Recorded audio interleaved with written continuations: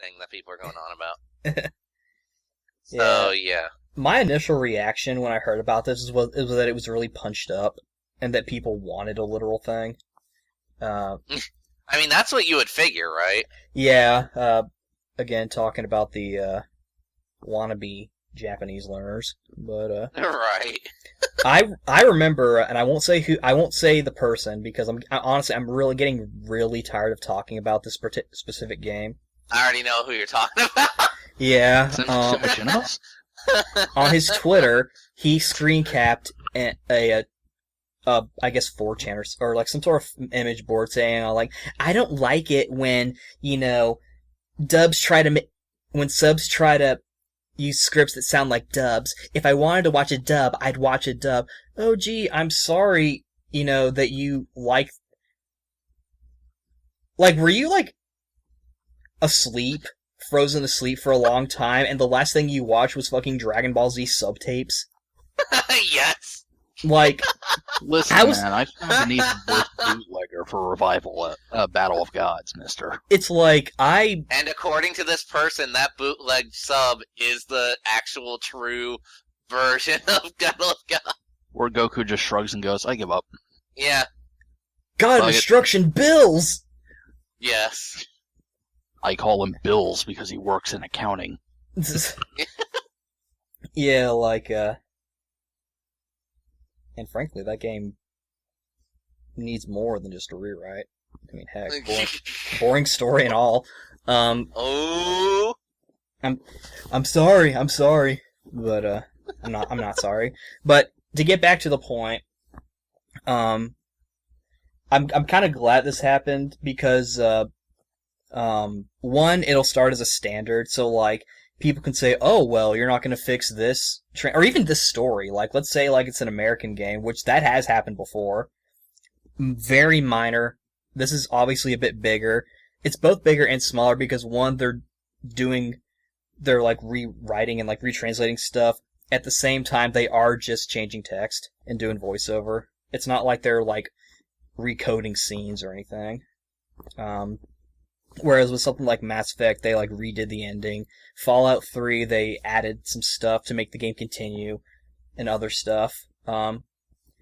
But also like if there's ever like another translation issue, be like, oh, Miss America did this with Ys 8, so there's now a standard now. So if something like this happens again where it actually is poor, okay, well we can go to this like, hey, this company did this, why aren't you doing this? And also Right. it proves that you can patch a story. Like, again, it is just text. Like, obviously as a writer, there's a hell of a lot of work that goes into crafting a story. You could be spending months, even years, crafting it. Translation, that's also pretty, that's pretty taxing in of itself, especially when you're working with such a contextual language like Japanese, because you translate like, okay, well, what exactly did they want with this? What's he looking at? Like, how is he looking at it? Like, would he say it this way? It's a sort of a game of it's correct, but it's not right. If that makes any sense. Just because you're correct, it doesn't mean you're right. You beat me to it.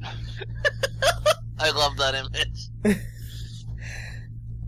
So that's sort of what I took from this. Again, I haven't played Ys 8 yet because I've just been kind of taking a break from, I guess PS4. I guess I'll say, since that's my main thing, and collecting as well because I'm trying to save up my moolah.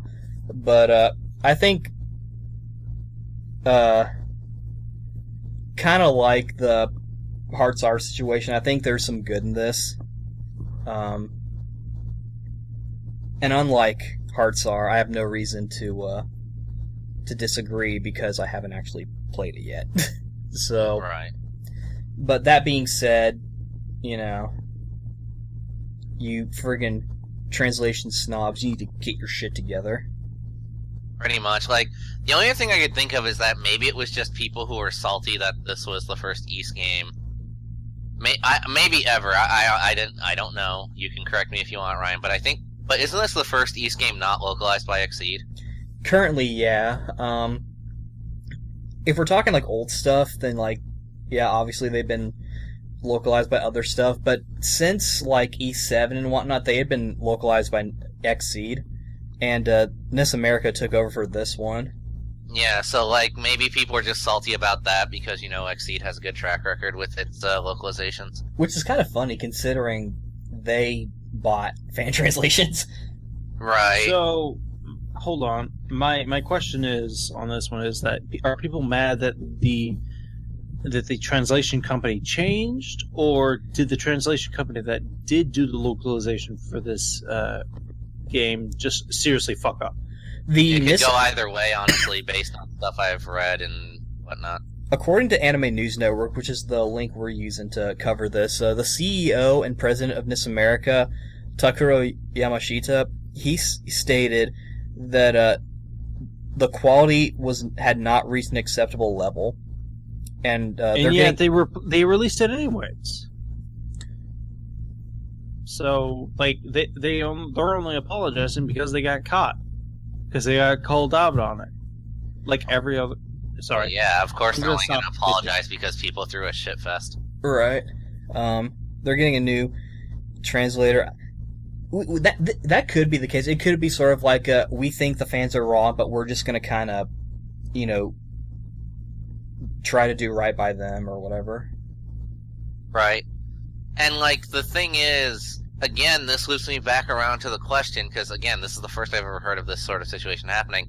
Are there really that many East fans that they raised such a shitstorm to cause this to happen?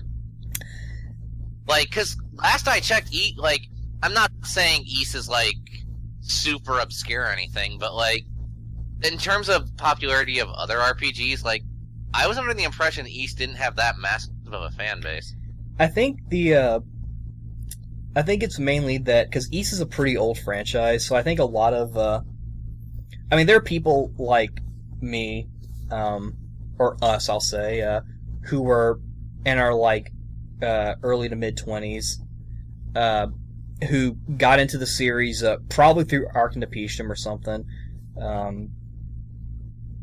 So there's that fan base who kind of got into it new, but I think there's also a fan base who kind of... Because East does have a history of English localizations, so I think the fan base is...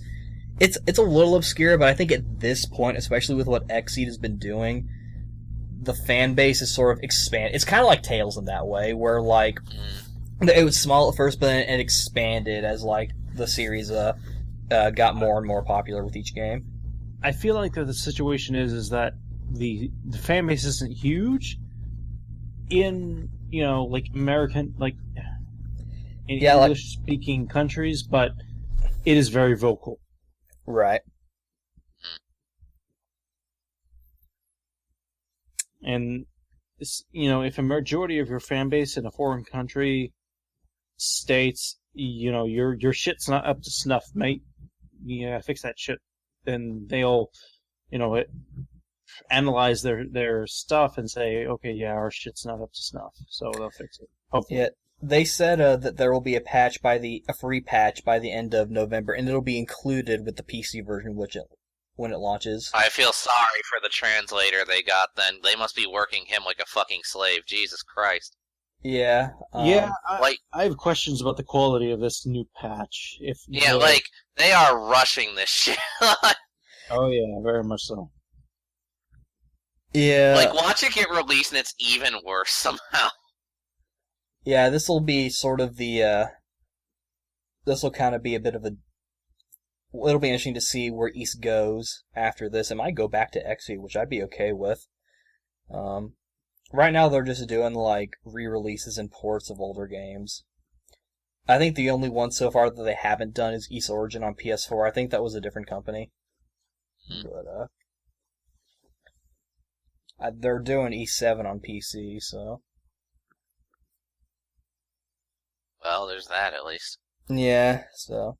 Yeah, sorry for the mini rant, but, Adol pondered, is it better to have a literal localization or a liberal one?